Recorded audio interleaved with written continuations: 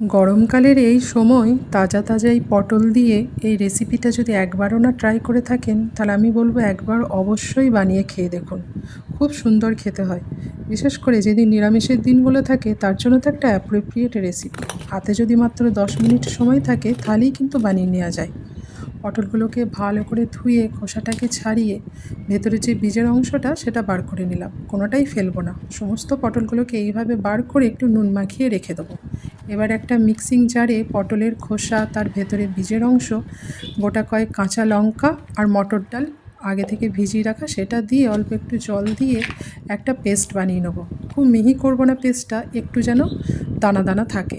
এবার এটাকে একটা প্লেটের বার করে নিয়ে তার ভেতরে নুন, হলুদ, একটু লঙ্কা গুঁড়ো, একটুখানি কালো জিরে আর 1 চামচ মতন চিনি আর একটু ধনেপাতা সব দিয়ে মাখিয়ে এটাকে পটলের ভেতরে ভরে দেবো।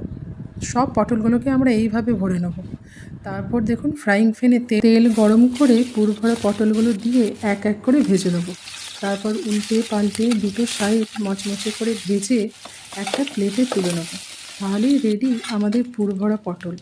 গরম ভাতের সঙ্গে তো অসাধারণ খেতে লাগে, আর শুধু শুধুও খাওয়া যায়। টিভি দেখতে দেখতে শুধু শুধুই কিন্তু এটা এনজয় করে খাওয়া যায়। তো ভিডিওটা কেমন লেগেছে অবশ্যই জানাবে, আর যদি ভালো লেগে থাকে একটা লাইক কমেন্ট করে দিও। টাটা।